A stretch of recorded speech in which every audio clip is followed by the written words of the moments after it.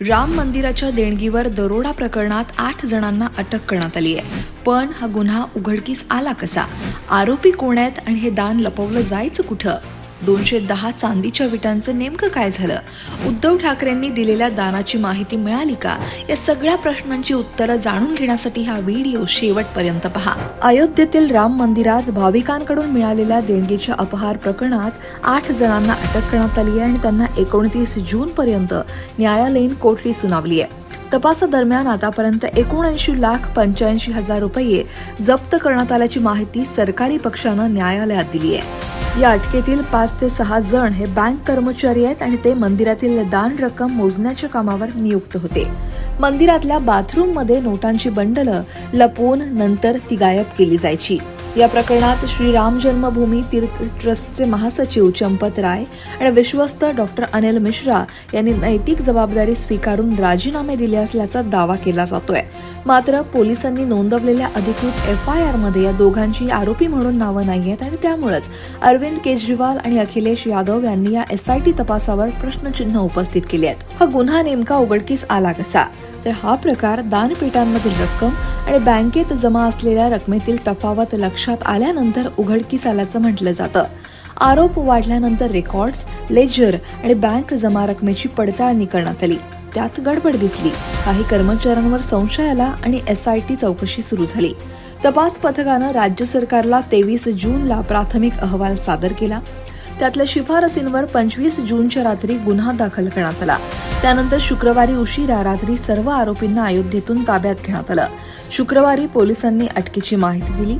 प्राथमिक चौकशीनंतर आता आरोपींना न्यायालयात हजर करण्यात आलं होतं.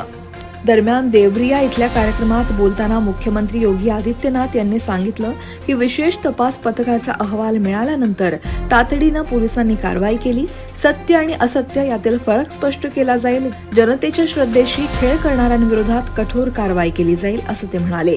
श्रीराम जन्मभूमी तीर्थक्षेत्र ट्रस्टनं याबाबत पोलिसात तक्रार दाखल केली होती आणि त्यानुसार राज्य सरकारनं SIT स्थापन करून तपासाला सुरुवात केली. SITच्या तपासात 150हून अधिक सेवादार आणि कर्मचाऱ्यांची यादी तयार करण्यात आली आहे, ज्यांच्या बँक खात्यांमध्ये आणि आर्थिक स्थितीत गेल्या काही महिन्यात अचानक अफाट वाढ झाली आहे.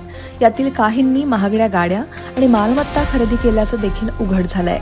तर पहिला आरोपी म्हणजे रामशंकर यादव उर्फ टिन्नू, जे चंपत राय यांचे निकटवर्तीय मानले जातात. मंदिरातील वेगवेगळ्या व्यवस्थांमध्ये त्यांचा हस्तक्षेप असल्याचं सांगितलं जातं.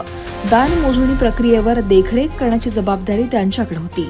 मोजणी कक्षाची चावीही त्यांच्याकडे असल्याचं सांगितलं जातं. या प्रकरणातील ते मुख्य आरोपी मानले जातात. अनुकल्प मिश्रा, लवकुश मिश्रा यांचे मेहुणे आणि ट्रस्टी अनिल मिश्रा यांचे नातेवाईक आहेत. दान मोजणीचं काम त्यांच्याकडे होतं आणि त्यांच्या घरातून कथितरित्या चोरीची रक्कम जप्त झाल्याचा दावा करण्यात येतोय. तिसरा आरोपी लवकुश मिश्रा, ट्रस्टी अनिल मिश्रा यांचे नातेवाईक आहेत आणि तेही दान मोजणी प्रक्रियेत सहभागी होते.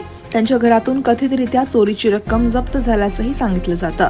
मनीष यादव, टिन्नू यादव यांचे पुतणे आणि ते सुद्धा मोजणी प्रक्रियेत सहभागी होते. त्यांच्याकडूनही कथितरित्या चोरीची रक्कम जप्त झाल्याचा दावा होतोय. अविनाश शुक्ला चढावा मोजणीच्या कामात कार्यरत होते आणि त्यांच्या बँक खात्यातून 5 लाख रुपये आढळल्याची चर्चा होती. सुभाष श्रीवास्तव, दान मोजणीचे प्रभारी, संपूर्ण मोजणी प्रक्रिया त्यांच्या देखरेखीखाली पार पडत होती. त्यानंतरचे उरलेले 2 आरोपी म्हणजे करुणेश पांडे आणि रमाशंकर मिश्रा. हे दोघेही अनुकल्प मिश्रा आणि लवकुश मिश्रा यांच्यासोबत कटात सहभागी असल्याचा आरोप आहे. या सगळ्या आरोपात सिंधी समाजानं 2024 मध्ये 210 चांदीच्या विटा मंदिर समितीकडे अर्पण केल्या होत्या. अयोध्येतील मंदिरात चांदी आणि इतर साहित्याशी संबंधित कथित गैरव्यवहाराची चर्चा सुरू असल्यानं त्याचा खुलासा करावा अशी मागणी माजी नगरसेवक आणि शिंदे सेनेचे पदाधिकारी मनोज लासी यांनी श्रीराम जन्मभूमी तीर्थक्षेत्र ट्रस्ट आणि मंदिर व्यवस्थापनाकडे एका पत्राद्वारे केली आहे. याच वेळी उद्धव सेनेचे नेते संजय राऊतांनी या प्रकरणात गंभीर आरोप केले आहेत. राम मंदिरासाठी त्यांच्या पक्षानं 1 कोटी रुपयांचा धनादेश दिला होता आणि तसंच सुमारे 25 किलोहून अधिक वजनाची चांदीची वीटही न्यासाला अर्पण केली होती. मात्र या दोनही देणग्यांच्या पावत्या आजपर्यंत मिळालेल्या नाहीत असा दावा संजय राऊतांनी केलाय. राऊत यांनी या गैरव्यवहारातील पैसा खासदार आणि आमदार खरेदी करण्यासाठी वापरला गेल्याचा आरोपही केलाय. खरं तर आता या प्रकरणात नेत्यांच्या मागणीनंतर पंतप्रधान कार्यालयानं श्रीराम जन्मभूमी तीर्थक्षेत्राकडून स्थापनेपासूनच्या सगळ्या देणग्या, समर्पण निधी, सोनं, चांदी आणि बँक व्यवहारांचा संपूर्ण हिशोब मागवला होता. मात्र चंपत राय यांनी सध्या SIT तपास सुरू आहे असं कारण पुढे करत PMOला सुद्धा ही वित्तीय माहिती देण्यास नकार दिलाय.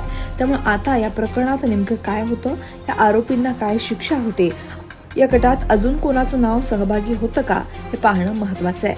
Bureau report, लोकमत.com.